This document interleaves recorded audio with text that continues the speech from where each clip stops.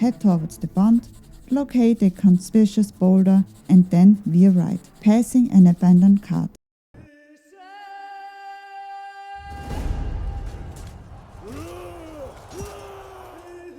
Dear diary, the night was kind, free from tormenting dreams or haunting regrets. Morning greeted me with a gentle touch, and I welcomed it with optimism. As I rose from my bed, sunlight painted the surroundings in a palette of hope. Yesterday's burdens had faded away, and I stood at the threshold of a new day. My mind was set on a direct course of action. To track down the elusive witch, I mounted Roach and set off towards the village of Midskop. My hope lay in uncovering any hints or clues that would lead me to the witch's whereabouts. As I journeyed along the road to the village of Midskop, an elderly woman, her features etched with time's wisdom, appeared before me. Her eyes held a plea for assistance, and with a trembling voice she asked me for help in restoring a fallen shrine. I considered her request. After all, I possessed the strength and skill required for such a task. However, as I began to repair the shrine, the old woman's intentions became clear. She did not seek aid just for this one shrine, but instead that I should mend all the shrines scattered throughout the land that had experienced violation. At first, I dismissed her demands, feeling that my responsibilities as a witcher outweighed this trivial task. Yet, the old woman's determination was unyielding, her insistence unrelenting. In the end, I agreed to help restore the fallen shrines. However, I made it clear that I would not search for them, and my commitment came with its own terms. Upon my arrival at the village of Midskop, it became evident that gathering information would be no easy task. The women hushed their conversations as I drew near, and the villagers were reserved about engaging in dialogue. Even the village notice board, typically a source of information, yielded no clues about the elusive witch I was searching for. However, a contract about Janie O'Leary Woods caught my attention, a task to be revisited later. Finally, on the outskirts of the village, I encountered a solitary man willing to share what he knew. His directions were straightforward. Head towards the pond, locate a conspicuous boulder, and then veer right, passing an abandoned cart. The path seemed simple, and indeed it was. I encountered only a handful of knackers along the way, a minor obstacle that posed no real challenge. With newfound confidence, I embarked on this path, determined to confront the witch and unravel the mysteries that lay ahead. As I ventured deeper into the unfamiliar territory, guided by the mysterious directions, I stumbled upon a familiar face that took me by surprise. Kira Mass. Doubt clomb my mind. Could she truly be the witch Hendrik had spoken of? A skeptic by nature, I found it hard to believe. Nevertheless, the sight of a familiar face in this enigmatic place offered a glimmer of hope, and perhaps she held vital knowledge. Kira appeared engaged in a discussion with the villagers. Their desperation was evident as they described the plight of their ailing cow, which was their last lifeline to sustenance. Despite her initial coldness, Kira couldn't turn a blind eye to their plight and offered her assistance. Once the villagers departed, I entered Kira's hut.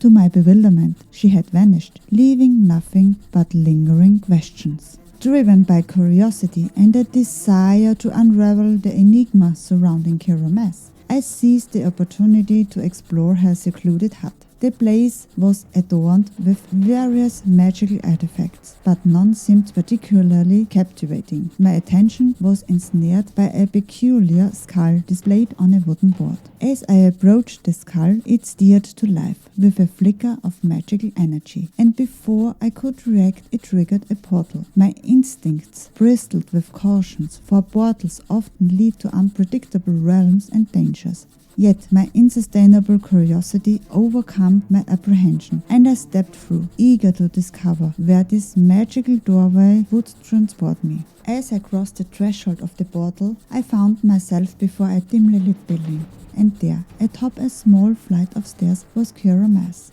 calling to me. Her voice was both alluring and mysterious, and I needed no second invitation to ascend those steps. The atmosphere was charged with anticipation, promising something intriguing.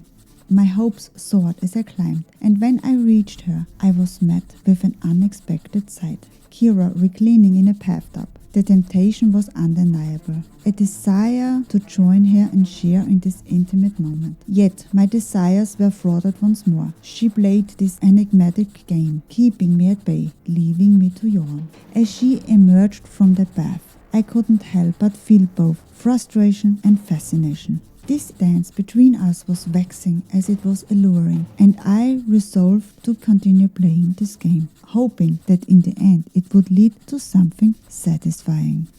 While the allure of our playful exchange remained, the primary object was to glean information from Kira. She hesitated at first. A veil of secrecy draped over her words, but gradually she began to unravel what she knew.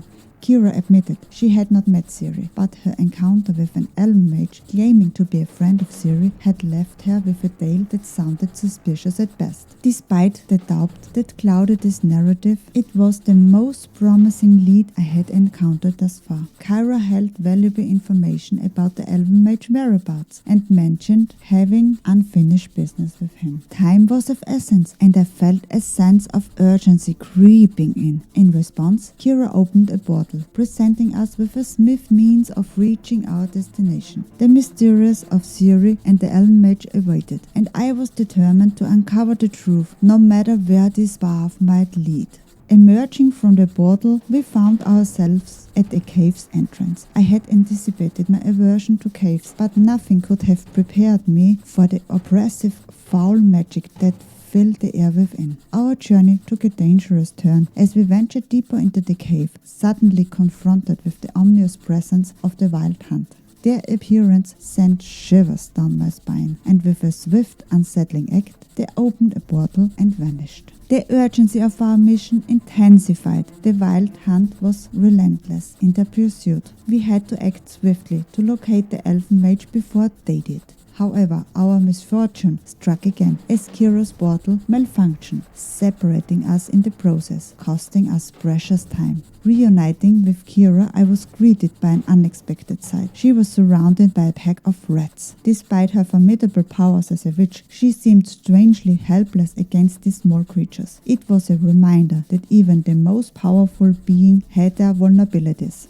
Our relentless pursuit of the elven mage took an unexpected turn as we stumbled upon a hologram of him. The mage had fortified this message with cryptic riddles, ensuring that only Ciri could decipher its true meaning. However, with my wits and knowledge of Ciri, I managed to unlock the message. We needed to seek out the swallow symbol, a marker that would illuminate our path. As we ventured forth, we found ourselves facing some challenges. First, the golem, a formidable adversary that tested our mettle in a grueling battle. The fight was tough, but we won with our unbreakable determination. Further along the path, we encountered hounds and a soldier of the wild hunt. Enemies whose cruelty was surpassed only by their unworldly nature. The battle was an intricate dance of strategy and skill, a testament of our resilience. Though the fight was intense, we managed to prevail, closer to unraveling the enigma of the elven mage and Ciri's whereabouts. We finally arrived at the elven mage hiding place, though he had already departed.